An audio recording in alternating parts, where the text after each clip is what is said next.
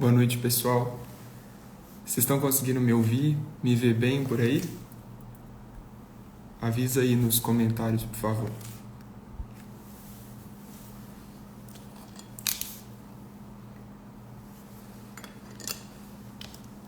Todo mundo está conseguindo me ouvir bem por aí?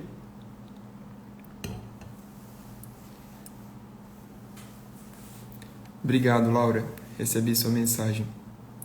Pessoal, só para explicar o que aconteceu, a gente teria a primeira aula de doutrina hoje, né, no perfil da catequese para adultos, só que me parece que como é um perfil recente, ainda não pode fazer live, então teve um pequeno probleminha assim, a gente vai buscar resolver. Então hoje, excepcionalmente, a aula vai ser aqui pelo meu perfil, mas depois eu vou deixar salvo lá. Vou só esperar mais um pouquinho para o pessoal conseguir entrar, mas desde já eu peço que vocês me avisem aí. Boa, parece que está todo mundo conseguindo acompanhar bem. Perfeito.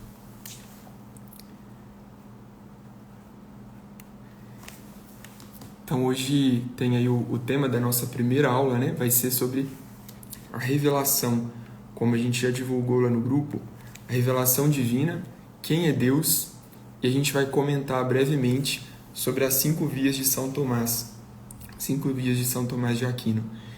Então, eu vou abordar esse tema hoje, né? Como a gente tinha falado na nossa primeira aula, que na verdade foi uma introdução a essa catequese para adultos, né? Hoje começam as aulas propriamente ditas e, enfim, acho que o pessoal vai entrando, a gente já pode começar. Só para avisar, pessoal, caso alguém tenha alguma dúvida ou queira fazer alguma pergunta, é só deixar aí nos comentários que depois eu vou tentar responder no final da aula, né? E se não der tempo, eu respondo na próxima aula ou a gente coloca lá no perfil da catequese. Daí a gente vê como que faz. Enfim, então vamos começar a nossa aula. E para a gente poder começar, eu queria só rezar uma Ave Maria. Ave Maria, cheia de graça, o Senhor é convosco. Bendita sois vós entre as mulheres e bendito é o fruto do vosso ventre, Jesus. Santa Maria, Mãe de Deus, rogai por nós, pecadores, agora e na hora da nossa morte. Amém. Então hoje a gente dá início aí a essa série de aulas, né, da nossa catequese para adultos e vamos falar sobre a revelação. E antes de falar sobre esse tema da revelação propriamente dita, eu queria só recordar sobre uma passagem desse famoso livro, né, As Confissões de Santo Agostinho, que existe um relato das Confissões que é muito belo e muito citado não só pela literatura cristã, mas por toda a literatura ocidental, né? Que esse clamor que vem da alma de Santo Agostinho, né? Ele se expressava: Senhor, criaste-nos para vós e o nosso coração está inquieto enquanto não repousar em vós. Criaste-nos para vós e o nosso coração está inquieto enquanto não repousar em vós. Que no fundo, esse texto revela o clamor mais profundo da criatura humana, né? O querer ver a Deus, a sede de Deus. Isso porque aqui na Terra, nada pode saciar a nossa sede de infinito, como a gente sabe, né? E é justamente isso que diz o Salmo 42, né? Minha alma tem sede de Deus, do Deus vivo. Então existe no coração de cada homem, no coração de cada mulher, uma busca incessante por Deus e que nenhum bem terreno é capaz de satisfazer, como a gente bem sabe. Nem a sabedoria, nem a inteligência, nem o prazer, nem as riquezas, nem o poder, nem a honra. A gente poderia falar mesmo as coisas lícitas e necessárias, né, à nossa vida, o nosso trabalho profissional, as nossas conquistas pessoais, uma vida confortável, livre de problemas, uma família harmoniosa, todos esses bens que são bons, né, e que são muito importantes, nenhum deles podem preencher essa sede de Deus que tem no nosso coração. É isso que diz o Salmo 42. Minha alma tem sede de Deus, do Deus vivo. Então, nenhuma realidade que a gente vive na Terra é capaz de saciar essa sede de infinito que existe no nosso coração. E um grande autor chegou a mencionar certa vez, né, que dentro do coração do homem tem um abismo que só Deus é capaz de preencher. Então, de fato, é isso, né? E só Deus, que é o sumo bem, ele pode atender a esse profundo clamor da criatura humana. Ele pode preencher essa riqueza que existe, esse vazio, na verdade, né, que existe dentro do nosso coração. Ele que sim é toda riqueza, toda sabedoria. Mas falando agora propriamente sobre Deus, é interessante que a gente se pergunte, esse Deus, que é o sumo bem, e que somente Ele é capaz de preencher o nosso coração, será que nós podemos chegar a esse conhecimento de Deus apenas pela razão, né, pela via racional? E é isso que eu gostaria de tentar responder aqui agora, né, nessa nossa aula. A gente pode chegar ao conhecimento de Deus apenas pela via da razão, pelo conhecimento racional que a gente tem? E a resposta é sim, nós podemos. Através de duas vias, né? E mesmo porque os próprios gregos fizeram isso, né? A gente poderia pegar o exemplo de Aristóteles, por exemplo, que era um pagão. Ele chegou a um nível muito alto do conhecimento de Deus sem o uso, sem a revelação divina, digamos assim, só pela via da razão. E esse conhecimento de Deus pela via da razão, ele pode se dar por duas formas. Pela forma antropológica, da própria realidade da vida humana, né? Quando a gente faz uma reflexão olhando para a realidade do que é o homem, do que é o ser humano, do que é a pessoa humana. Então essa é a via antropológica. Ou pela via cosmológica. O que seria isso? Olhando para a própria criação em si, por toda a realidade criada. Então eu queria comentar brevemente, claro que são temas filosóficos, né, mais profundos, eu não vou me adentrar aqui nesses temas, mas eu queria comentar brevemente cada uma dessas vias racionais pelas quais a gente pode conhecer a Deus, que é pela via antropológica e depois pela via cosmológica. Então, partindo dessa realidade antropológica, é interessante que a gente note, em primeiro lugar, que o homem ele é marcado pelo caráter espiritual. E o que seria esse caráter espiritual? O homem ele é dotado do pensar, nós conseguimos pensar, da interioridade. Só o homem tem uma vida interior, né? A gente poderia brincar, né? Por exemplo, uma vaca não tem uma crise existencial, um cachorro não tem uma crise existencial, porque não tem vida interior. Só a criatura humana tem esse mundo interior que lhe é próprio. Depois, todo o tema da liberdade. Então, seja pelo pensar, seja pela interioridade, seja pela liberdade, tudo isso partindo da própria pessoa humana, né? Olhando para o homem na sua natureza criada, a gente consegue perceber que esses atributos, a vida interior, o pensamento, a liberdade, são como que centelhas do divino em nós, né? São traços de Deus que existem em nós, traços da inteligência de Deus que existem em nós. Então essa é uma reflexão que a gente pode fazer para chegar ao conhecimento de Deus pela via racional. E depois tem uma segunda via que a gente poderia considerar, o segundo caminho, que é a realidade cosmológica, né? Toda a questão da criação. E aqui eu queria me deter um pouco mais. Pessoal, só para quem está chegando aí, né, agora, o que aconteceu? A gente teria uma aula de doutrina hoje pelo Instagram Catequese para Adultos, só que o Instagram teve um pequeno problema, então a gente teve que fazer a live hoje excepcionalmente pelo meu perfil pessoal, mas ela vai ficar gravada lá no perfil da Catequese, tá bom? Só porque teve muita gente que chegou depois, então só para vocês saberem o que está acontecendo. Então, passando agora para essa segunda via, né, que a gente pode ter o conhecimento de Deus pelo uso da razão, esse caminho ele foi desenvolvido primeiro pelos gregos, né, que eram pagãos, Aristóteles, por exemplo, que parte, né, da própria observação do mundo criado, né, de todas as realidades criadas. Mas que esses argumentos eles foram melhor formulados por nada mais, nada menos que São Tomás de Aquino, o grande doutor angélico, né, o doutor da igreja, que ficou conhecida pelas 5 vias da existência de Deus, ou as 5 provas da existência de Deus.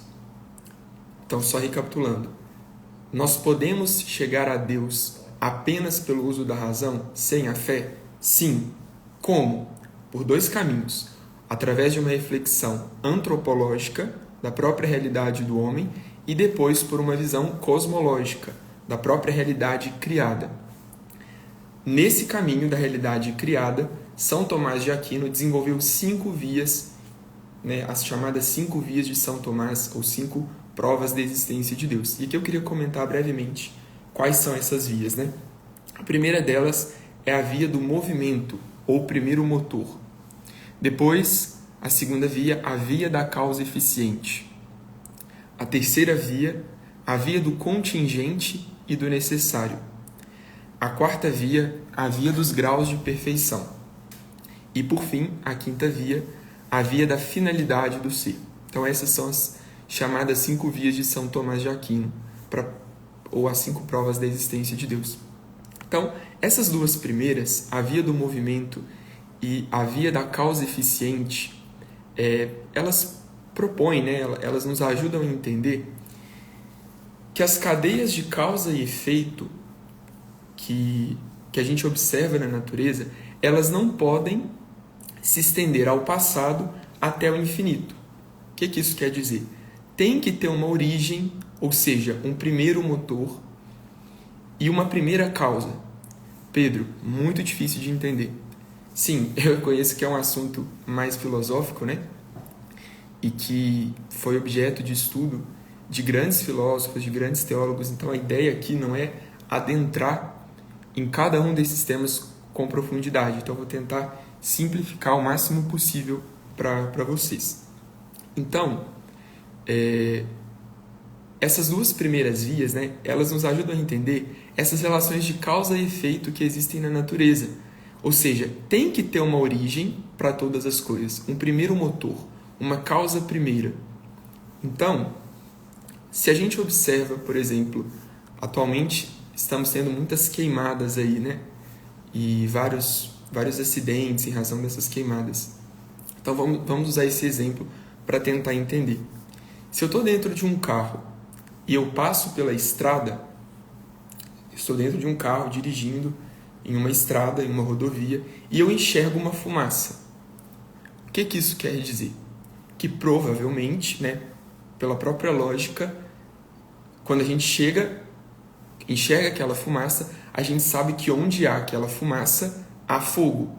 Ou seja, é uma relação de causa e efeito. A gente enxerga o efeito e vê que existe uma causa por trás daquele efeito, que seria o fogo. Um outro exemplo, a gente pode pegar uma fila, né? Vamos colocar um exemplo aqui hipotético. A gente pega uma fila de uma sorveteria, por exemplo. Eu vou lá na fila da sorveteria, quando chega a minha vez de pegar o sorvete, o atendente fala assim, olha, para você pegar o sorvete, primeiro você precisa pegar uma senha naquela outra fila. Então você vai lá na fila da senha e pega a senha. Quando você chega na fila da senha, a pessoa te fala, olha, para você pegar essa senha, você precisa de uma outra senha que gera essa senha para você pegar o sorvete. Vocês entendem que vai ter que chegar um momento que existe uma senha que dá origem a todas essas outras para que a pessoa possa pegar o sorvete? Claro que é um exemplo absurdo, né? Provavelmente não vai existir. Mas é só para tentar demonstrar essa relação de causa e efeito dessa primeira via de São Tomás, né? que é a via do movimento, do primeiro motor. Então, precisa chegar uma primeira origem de todas as coisas. Então, é isso que quer dizer essas 2 primeiras vias, a via do movimento, do primeiro motor, e a via da causa eficiente. A terceira via, ela parte da ideia de que todas as coisas que a gente vê no mundo, elas podem existir ou não existir. E chega à conclusão de que isso não pode ser assim por toda a realidade. Ou seja, tem que ter algo ou alguém que necessariamente exista e não possa não existir. Porque se fosse desse modo, não existiria nada. Pode ser que tenha dado uma confusão aí para entender, né? Mas de fato é isso mesmo. E esse raciocínio lógico nos leva a entender que existir é próprio de Deus. É próprio da natureza de Deus existir. Então, comentamos a primeira, a segunda e a terceira via, né, das provas da existência de Deus. A quarta via considera que todas as realidades que nós conhecemos possuem boas qualidades. Inclusive, um amigo comentava essa semana, né, que explicou a existência de Deus para um cara que não tinha fé através dessa via. É uma via muito interessante. Todas as coisas que a gente considera na realidade, né, tudo aquilo que é criado, possuem boas qualidades, né, possuem um certo grau de perfeição. E por isso a gente pode deduzir que tem que existir um ser que seja a fonte de todas elas. Então essa é a via dos graus de perfeição. Se a gente olha, por exemplo, toda a realidade do nosso corpo humano, a perfeição do nosso próprio corpo, como que cada órgão funciona, como que cada órgão se comunica, toda a realidade, né, dos nossos movimentos, o modo da gente agir, da gente se alimentar, da gente pensar, tudo. Se a gente olha para todas essas realidades, a gente enxerga que o nosso corpo é muito perfeito. Existe um grau de perfeição no corpo humano, como existe um grau de perfeição também na natureza, né? Em toda a harmonia da natureza, nos animais, nas plantas, nas estações do ano. Existe um grau de perfeição em tudo isso. Como existe um certo grau de perfeição em um carro, muito menor. Mas vocês concordam que existe? Né? A forma que tudo funciona, né? Cada coisa no seu lugar. Claro que o grau de perfeição de um carro é muito inferior ao grau de perfeição de uma pessoa humana. Então, pela própria lógica, a gente deduz que deve existir um ser que seja a fonte e a origem da perfeição. E esse ser, pela lógica, só pode ser Deus. E a quinta via, por último, né, a via da finalidade do ser, ela observa toda a ordem e a finalidade presentes no mundo, todas as leis que regulam a natureza, e conclui que existe uma inteligência ordenadora, que existe uma inteligência que ordena toda a realidade, né? A própria estrutura da realidade. Então essas são as chamadas 5 vias de São Tomás, né? Ou 5 provas da existência de Deus. E que, claro, como eu disse, são uma forma racional para que a gente possa chegar à conclusão lógica de que Deus existe. Então essa é a forma pela cosmologia, né, pela criação, e eu comentei também o modo antropológico de a gente chegar à conclusão da existência de Deus, olhando pela própria realidade da pessoa humana, a nossa liberdade, o nosso mundo interior, né, os dramas pelos quais a gente passa, né, o homem é o único ser, né, que é capaz de pensar de um modo não utilitarista, que consegue olhar para o outro, que tem essa necessidade de ajudar o outro. Então, através dessas reflexões, a gente consegue racionalmente chegar à conclusão de que Deus existe. Porém, e aqui eu queria trazer um argumento muito interessante para que a gente possa refletir, que enxergando toda essa questão, né, todas as provas da existência de Deus, eu queria recordar umas palavras de São Paulo, recolhidas nos Atos dos Apóstolos, quando São Paulo faz uma pregação em Atenas, né, no Areópago. E ele afirma que o Criador pôs os homens aqui na Terra para que procurem a Deus e se esforcem por encontrá-lo como que as apalpadelas. Ou seja, o homem ele vive nesse mundo como eu disse, com essa sede de Deus, com essa ânsia da eternidade. Então, isso é próprio da natureza do homem, né? Mais uma vez, recordando aquelas frases de Santo Agostinho, que ele clamava do fundo da sua alma: Senhor, criaste-nos para vós, e o nosso coração está inquieto enquanto não repousar em vós. Então, é próprio da criatura humana essa sede de Deus. E aqui São Paulo diz, né, que Deus ele nos colocou nessa terra para que a gente o procure às apalpadelas, né? Que a gente o procure no escuro. Porém, né, Deus teve tanta misericórdia de nós que Ele não nos deixou no escuro. Isso é justamente o tema da nossa aula de hoje. Deus ele teve tanta misericórdia de nós que Ele foi se mostrando aos poucos, gradualmente, ao longo da história. Ele foi se revelando ao longo da história. Por isso, a gente pode dizer que a revelação é a abertura de Deus ao homem. Ou seja, é como que a pedagogia da Trindade. A revelação divina, ela compreende essas múltiplas intervenções de Deus ao longo da história, né, que se dá por meio de palavras e de acontecimentos. Então, é justamente isso, né? A revelação, se a gente pode usar uma definição mais breve, ela é essa abertura de Deus ao homem. O Deus que se mostra, o Deus que se revela. Então, como a gente viu aí nessas formulações de São Tomás, nada sucede a não ser que uma coisa o cause. Ou seja, para que algo possa acontecer, né, aquela relação de causa e efeito, para que a gente possa ver um efeito, tem que ter uma causa. Então, nada sucede a não ser que uma coisa o cause. Existe no universo uma inteligência criadora que é a origem de todas as coisas. Então, Deus, ele é justamente aquele que existe por natureza própria. Existir, ser, é próprio de Deus. E nesse sentido, a revelação divina iluminou Adão e Eva, nossos primeiros pais, mas o pecado original escureceu essa revelação. Deus também iluminou a Noé e fez com Noé uma aliança que é o fundamento daquilo que a gente chama de religião natural. Mas Deus ele se revelou mais claramente a Abraão. Apresentou-se a Abraão como Deus único e verdadeiro. E prometeu a Abraão uma terra, uma descendência numerosa. Então Deus ele se revelou a Abraão. E por causa disso, fazendo aí essa análise, né, das manifestações de Deus na história, a gente pode ver, Deus iluminou e se revelou a Adão e Eva, a Noé, a Abraão. Mas Moisés representa um ponto alto da revelação divina. Porque pela primeira vez na história, Deus ele nos dá a conhecer o seu próprio nome.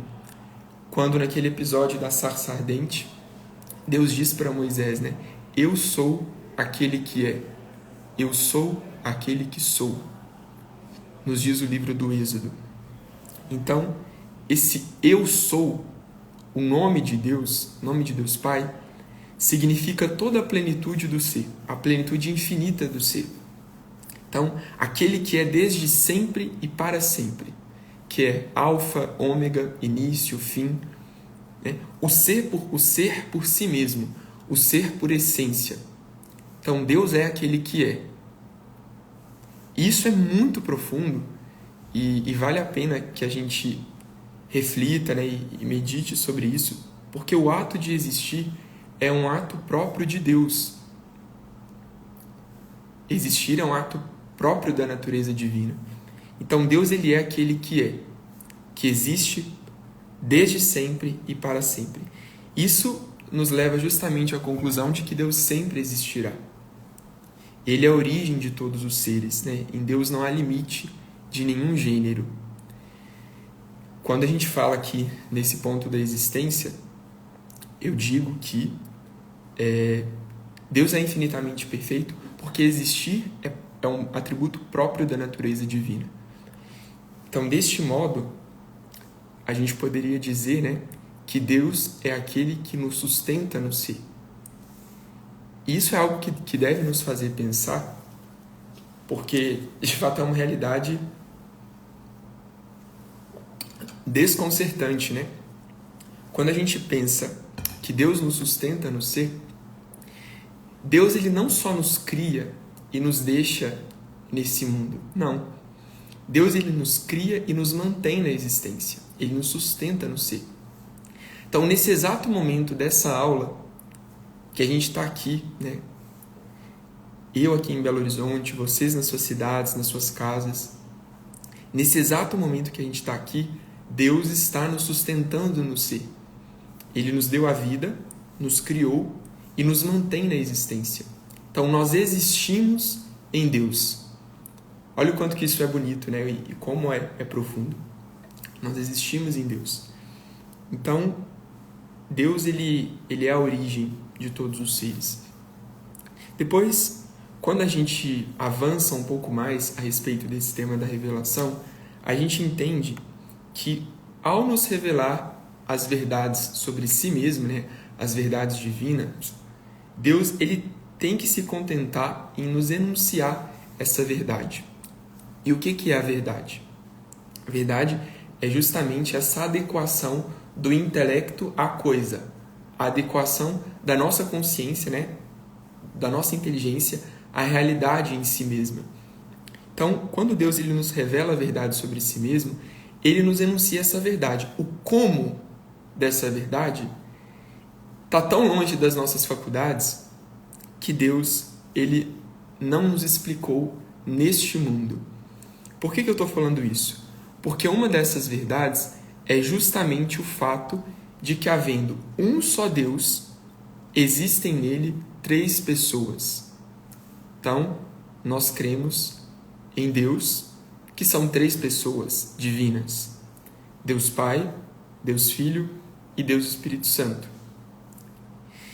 E aqui a gente precisa fazer uma consideração de que existe um limite da nossa inteligência humana em compreender esse mistério, que é o que a Igreja chama de mistério da Santíssima Trindade, que é um dos mistérios centrais da nossa fé, e que foi objeto de estudo por grandes teólogos, grandes filósofos ao longo da história, né? Mas, claro, Deus ele não pode ser o objeto do nosso conhecimento, porque o nosso conhecimento é muito limitado. Então, nós não vamos conseguir abarcar e entender racionalmente neste mundo todas as realidades, né? E justamente por isso que é um mistério da Santíssima Trindade. Então, é importante que a gente saiba que existe um só Deus, mas que esse Deus, nesse Deus existem 3 pessoas divinas: Deus Pai, Deus Filho e Deus Espírito Santo. A mente humana mais inteligente, mais capaz, ela não conseguiria abarcar, né, essas realidades, porque a nossa inteligência e a melhor das inteligências não é nada diante de Deus, né? Então, por isso que eu faço essa ressalva. Mas é importante que a gente creia nisso, né? E conheça os dogmas, né? Conheça bem a nossa fé. Ou seja, existe um só Deus, que são 3 pessoas: Pai, Filho e Espírito Santo. E é aquilo que diz o primeiro ponto do Catecismo da Igreja Católica, né? Antes que o nada houvesse, existia Deus Pai, Deus Filho, Deus Espírito Santo, que vinha em uma felicidade plena, completa, e Deus nos criou justamente para nos fazer participar dessa sua vida bem-aventurada, né? De nos fazer participantes da sua vida bem-aventurada. E apenas a título de resumo, né? Quando a gente fala sobre o mistério da Santíssima Trindade, é importante que a gente saiba que esse tema central na nossa fé e na nossa vida cristã, na nossa vida de cristãos, ele pode se resumir em 3 pontos, né? Primeiro, que Deus Pai é Deus conhecendo-se a si mesmo. É o Deus Criador, o Deus princípio de toda a existência, né? Deus cuja natureza é existir. Deus Filho é justamente a expressão do conhecimento de Deus sobre si mesmo. Por isso que nós chamamos a Cristo de Verbo encarnado, né? A palavra viva, o Verbo que se fez carne e habitou entre nós. Então Deus Filho, que é Jesus Cristo, ele é a expressão do conhecimento de Deus sobre si mesmo. E Deus Espírito Santo, como diria Santo Agostinho, né, é o amor que procede do Pai e do Filho. Né? É o resultado do amor de Deus por si mesmo. E claro, as três pessoas, elas são igualmente eternas e têm uma igual perfeição. Então, recapitulando, né? Um só Deus, três pessoas, Deus Pai, Deus Filho, Deus Espírito Santo.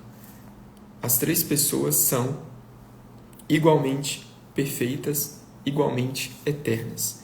E claro que nós vamos compreender essa verdade por completo apenas na eternidade, quando a gente contemplar Deus face a face. E isso é importante que a gente saiba, né? Vai chegar esse dia que, como diria São Paulo, né? Nenhum olho viu, nem ouvido algum ouviu o que Deus tem preparado àqueles que o amam. Então, quando a gente estiver diante de Deus, face a face, aí sim nós vamos conseguir contemplar a grandeza dessa verdade, né? Desse mistério, que para nós aqui é um mistério da Santíssima Trindade. E claro, que a gente adere a essa verdade por um ato de fé, porque Deus ele não pode se enganar e nem nos enganar. Então o ato de fé é justamente isso, né? Quando a gente acredita justamente pela autoridade daquela pessoa. Então Deus, enquanto Criador, origem de todas as coisas, ele não pode se enganar e nem nos enganar. Então nós aderimos a essa verdade que nos foi revelada por Deus ao longo da história, pelas suas palavras e pelos acontecimentos que se manifestaram na história, por um ato de fé. Depois, né, agora que a gente já abordou um pouquinho todo esse tema da revelação, né, da existência de Deus, a gente explicou todos os atributos de Deus, né, as suas perfeições. Eu queria retomar mais uma vez o tema principal dessa live, né, que é justamente a revelação. Quem é Deus? E as provas da sua existência. E retomando sobre esse tema da revelação divina, que é a abertura de Deus ao homem, eu gostaria de recorrer a um texto que está na carta aos Hebreus, que eu quero ler para vocês, para que a gente possa comentar.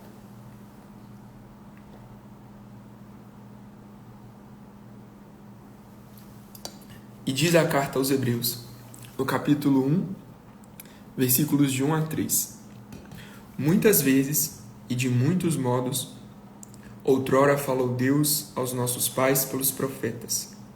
Ultimamente nos falou por seu Filho, que constituiu o herdeiro universal, pelo qual criou todas as coisas. Esplendor da sua glória, imagem do seu ser. Sustenta o universo com o poder de sua palavra. Depois de ter realizado a purificação dos pecados, está sentado à direita da majestade no mais alto dos céus. Então é interessante esse texto da carta aos Hebreus, né? Muitas vezes e de diversos modos nos falou Deus pelos profetas. Ultimamente nos falou pelo seu Filho, Jesus Cristo. Esplendor da sua glória, imagem do seu ser. Então, quando a gente fala na pessoa de Cristo, é importante que a gente tenha consciência de que Jesus Cristo é o cume da revelação, é a plenitude da revelação divina, né?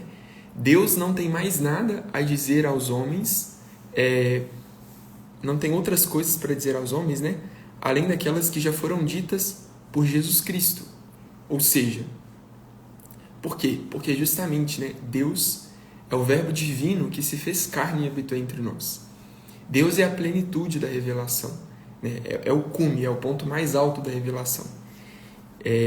De tal forma que essa revelação que nos transmitiu Deus através de Jesus, ela pode ser chamada de autorrevelação por excelência de Deus na história. O que Deus nos diz através de Cristo, Ele nos diz em seu ser inteiro. Então, por que isso é importante? Porque a gente aprende com Cristo por inteiro.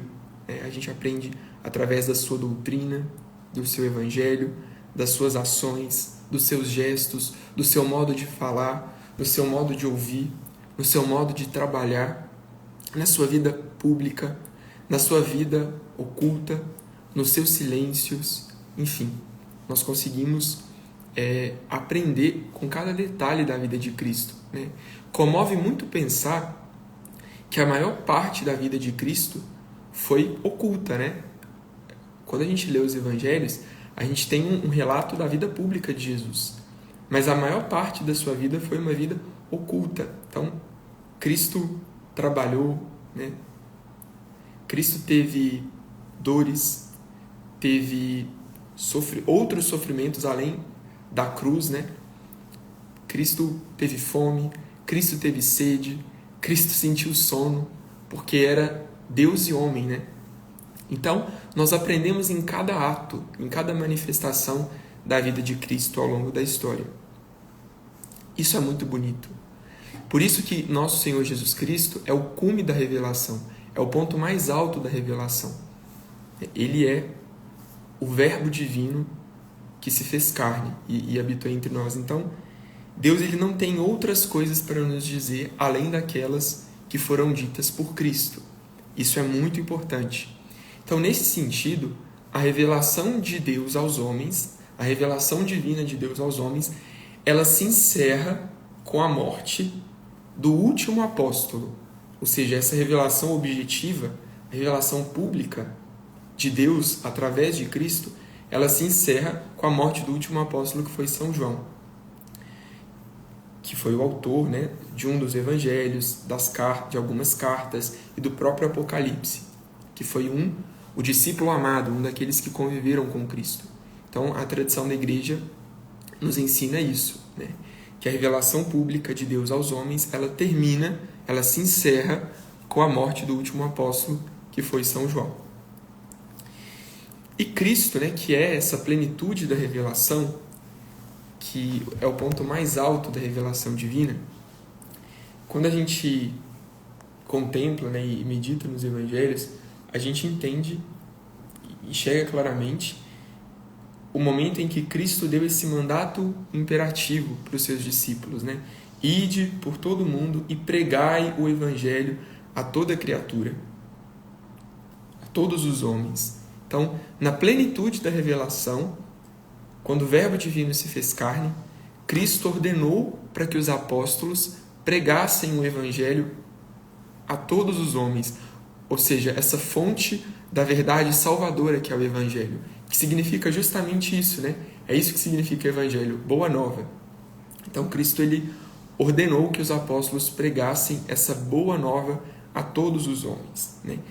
Não só como verdade salvadora, mas como norma de conduta, para que nós, enquanto cristãos, fiéis seguidores de Cristo, possamos pautar a nossa vida no evangelho. É isso que faz um cristão, né? Que ele é chamado a fazer, ser seguidor de Cristo, imitar Cristo. Então, uma pergunta que a gente pode se fazer: como que esse evangelho chega até nós hoje, em pleno 2024, né, depois de tantos anos, depois de tantos séculos até, né? E como a gente tem essa certeza de que essa verdade que Cristo revelou aos seus discípulos, aos apóstolos, é a mesma verdade que chega até nós? E eu respondo para vocês, né? Alguns aqui já se cansaram de me ouvir falando isso. Mas através de dois caminhos, de duas vias: a tradição, a Sagrada Tradição, e as Sagradas Escrituras. Ou seja, toda a revelação está contida na tradição e nas Escrituras, né? Na tradição e na Bíblia, melhor dizendo. Não apenas na Bíblia, como a gente vai ver, e não apenas na tradição. Isso é muito importante, inclusive para o nosso diálogo com aquelas pessoas que pensam diferente de nós, né? Os protestantes, por exemplo. Então é importante que a gente saiba isso, né? E tenha isso muito claro. Diz São Pedro, em uma das suas cartas: estais sempre atentos para responder a todo aquele que vos questionar sobre a razão da vossa esperança, sobre a esperança que há em vós. Então é importante que a gente conheça bem a nossa fé, e quais que são esses princípios que regem a nossa fé. Então, como que a gente sabe que esse evangelho que chega a nós depois de tantos séculos é o evangelho pregado por Cristo aos seus apóstolos? Por dois caminhos: pelas Escrituras, pela Bíblia, e pela Sagrada e pela tradição. Pelas Escrituras e pela tradição. E o que é a tradição? Quando a gente fala tradição com T maiúsculo, por exemplo. A tradição é a própria palavra de Deus, primeiro oral, mas também escrita, que Cristo deu aos apóstolos, e que estes transmitiram aos seus sucessores. Então, Cristo ele não disse para os seus apóstolos: olha, ide pelo mundo inteiro e escrevei Bíblias. Não, ele disse: ide pelo mundo inteiro e pregai o Evangelho a todos os homens para que eles se salvem. O Evangelho como verdade salvadora e como toda norma de conduta. Então, esse Evangelho ele foi pregado pelos apóstolos de forma oral, pela própria pregação oral que foi passando de um para o outro. Tanto é assim que um exemplo claro da tradição que a gente vê na Bíblia é na própria pregação de São Paulo.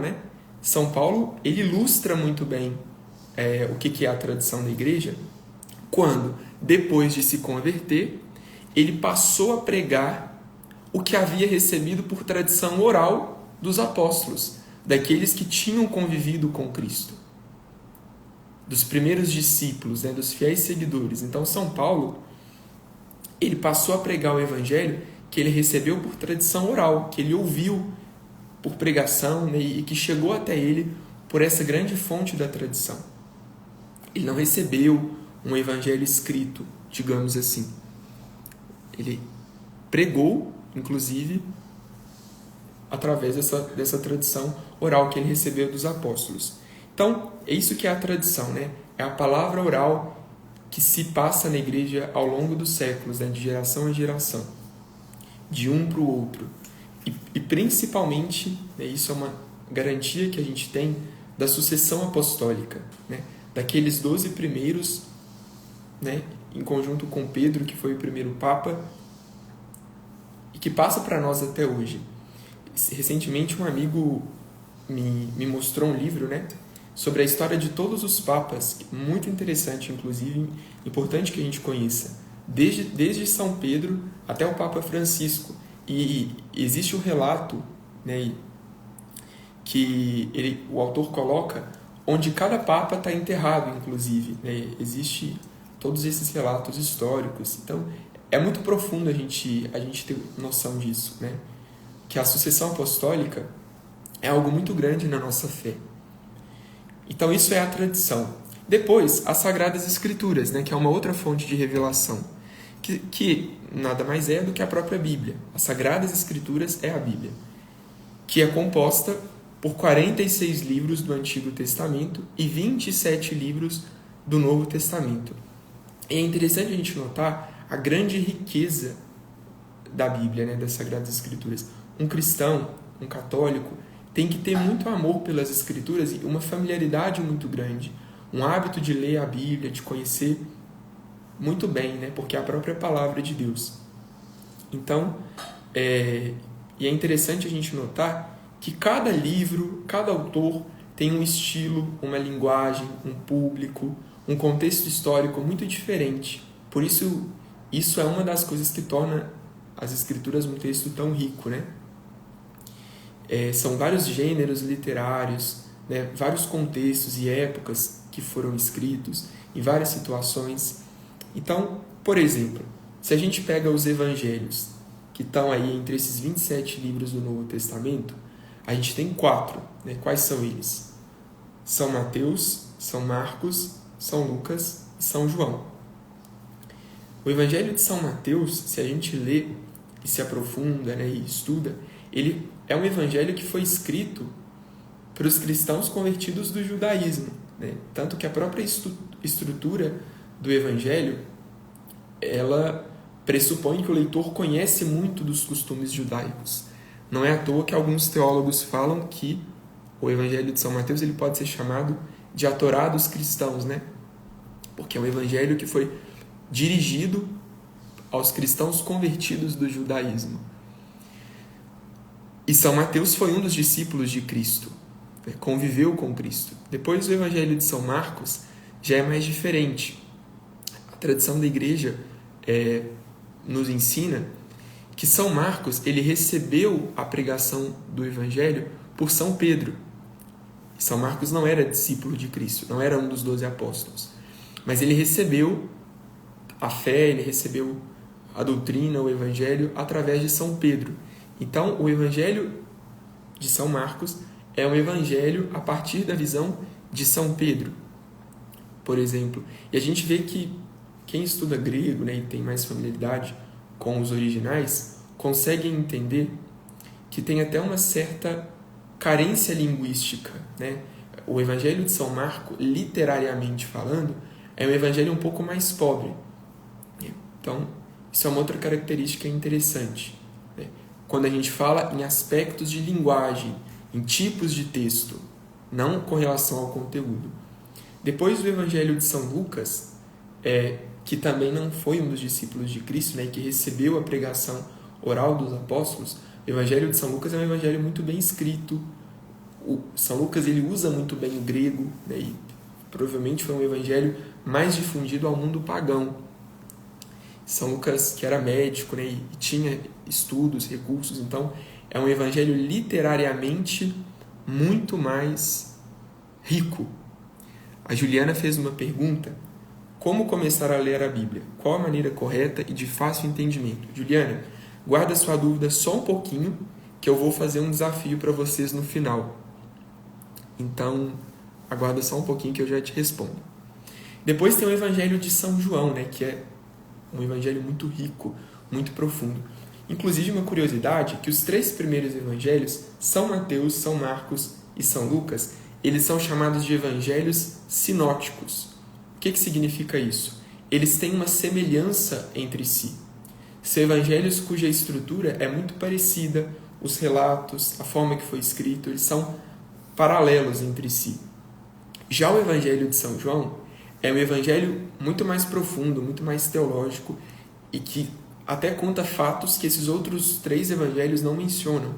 Então, por isso que se diz, né, que os 3 primeiros evangelhos são os evangelhos sinóticos, porque tem mais paralelismo, tem mais semelhança, e o evangelho de São João é um evangelho mais teológico, mais profundo, que conta e narra a vida de Cristo sob uma outra perspectiva. Então é interessante, né? Claro que eu falei a título de exemplo, daria para a gente fazer todo um curso, várias aulas só sobre a Bíblia, né? Como existe. E no nosso curso a gente vai ter uma aula sobre a Bíblia, que não é hoje, por isso que eu não vou me adentrar no mérito da questão. Mas é interessante a gente notar que a Bíblia é um livro muito rico e que cada livro da Bíblia tem a sua história, né? Tem o seu contexto. Por isso que é importante que a gente conheça bem. E através dessas 2 fontes, que são as Escrituras e a tradição, nós temos acesso à revelação divina. E isso é importante que a gente saiba, né?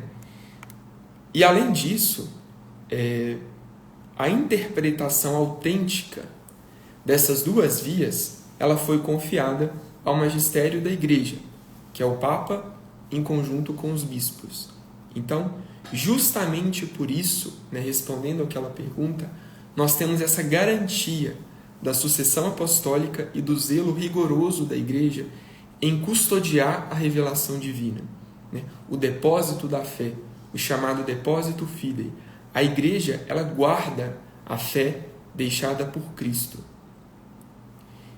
E graças à sucessão dos apóstolos, que a gente comentou agora há pouco, e a esse zelo que a Igreja tem em custodiar, né, em ser a guardiã desse depósito. E qual que é o depósito da fé? O depósito fidei. São todas as verdades narradas no credo dos apóstolos, todos aqueles artigos, né? Creio em Deus Pai, Todo-Poderoso, Criador do céu e da terra, e por aí vai. Então, digamos que a oração do creio, que a gente reza na missa aos domingos, ela é o resumo da nossa fé, das principais verdades que a gente precisa crer. E por fim, a gente já está encaminhando ao final da nossa aula, eu gostaria de propor uma meta e um desafio para todos, né? E aqui, Juliana, aproveito para responder a sua pergunta, né? Nós sabemos que a leitura do texto bíblico ela é recomendada para todos os cristãos, para todos os católicos, né? Afinal, como diria São Jerônimo, né? Desconhecer as Escrituras é desconhecer Cristo. Então, é importante que a gente tenha familiaridade com as Escrituras, que a gente conheça bem a Bíblia. E para isso, né, de um modo particular, a gente deve conhecer ainda mais o Evangelho. São José Maria, que é um grande santo da Igreja, ele dizia que a gente tem que conhecer tão bem o Evangelho a tal ponto que se a gente fechasse os olhos, todo o Evangelho passaria diante de nós como um filme, né? A gente conhecer cada relato, cada cena, ser íntimo de cada cena. Então isso é muito interessante. Então o Evangelho ele é o coração das Escrituras, é o coração da Bíblia. E nessa nossa aula de hoje sobre a revelação divina, eu queria propor esse desafio, né? Para que a gente consiga buscar mais o Evangelho. E vamos concretizar isso, né, de uma forma mais prática. Nós sabemos que o cristianismo ele não é a religião de um livro. O cristianismo é uma religião de uma pessoa que se encarnou, né, e veio habitar entre nós. Cada cristão deve buscar na sua própria vida, nas suas circunstâncias, ser outro Cristo. E para que a gente seja outro Cristo, a gente precisa conhecer bem a sua vida, né? Seus ensinamentos, sua doutrina, enfim.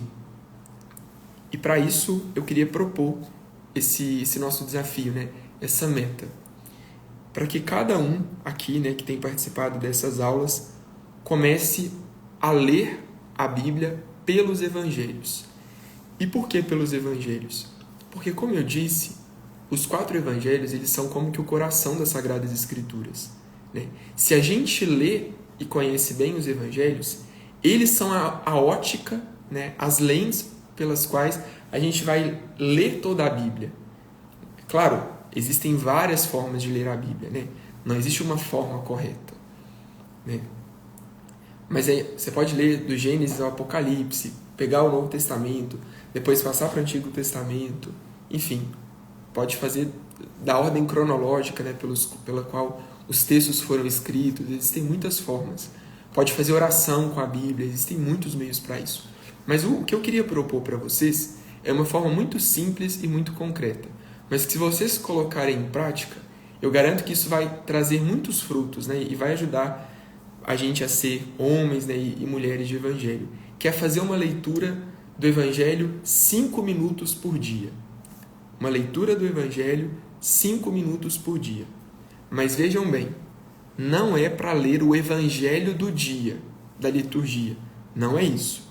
É muito bom que se faça, é algo que ajuda, mas o que eu quero propor é a leitura corrente do Evangelho. Pedro, como que eu vou fazer isso? Você vai ler os 4 Evangelhos na ordem de sequência, né? Capítulo por capítulo. Então vamos lá. Pega a sua Bíblia, vai abrir ela, Evangelho de São Mateus, capítulo 1. Vai ler 5 minutos. No outro dia, você começa de onde parou, capítulo 2. No outro dia, capítulo 3, e assim vai. Terminou o Evangelho de São Mateus, passa para o Evangelho de São Marcos. Terminou o Evangelho de São Marcos, Lucas. Terminou o de São Lucas, passa para o de São João. Terminei o Evangelho todo, Pedro. Isso a gente pode ficar muito tempo, meses, anos, fazendo essa leitura assídua dos Evangelhos, né? 5 minutos por dia. Depois que lê todos os Evangelhos, vocês podem ou continuar, né, a ler o Novo Testamento, Atos dos Apóstolos, as cartas de São Paulo, carta aos Romanos, e assim vai. Ou podem voltar a ler os Evangelhos de novo, né? Muitas pessoas passam toda a vida fazendo esse exercício, né, lendo e meditando os Evangelhos.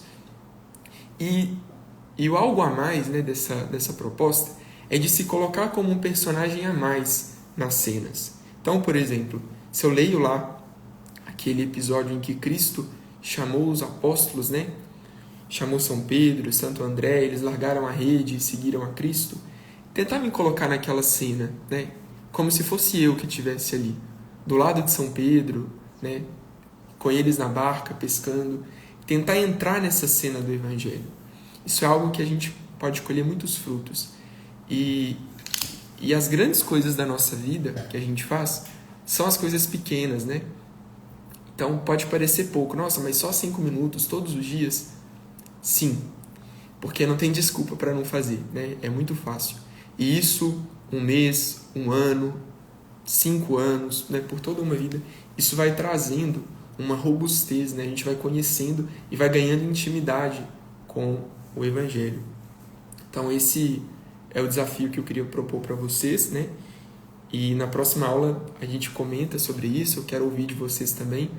A próxima aula vai ser presencial, mas provavelmente vai ter transmissão online também.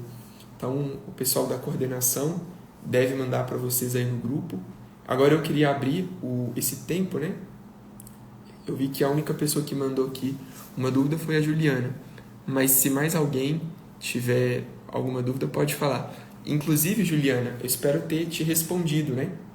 Essa proposta de leitura, né? Você me perguntou como começar a ler a Bíblia, se tem uma sequência certa, enfim. Existem vários modos, mas eu te aconselho a começar pela leitura corrente dos evangelhos, né? Então, fica aí essa dica. Espero que todos consigam cumprir essa meta, né? Se alguém tiver alguma dúvida, pode ficar à vontade. Senão eu vou encerrar a live. Lembrando que ela vai ficar salva, mas ela vai ser postada no Instagram da Catequese para Adultos. Mais uma vez explicando aí para quem chegou aqui do nada, nem não sabe o que aconteceu. O Pedro resolveu dar uma aula hoje.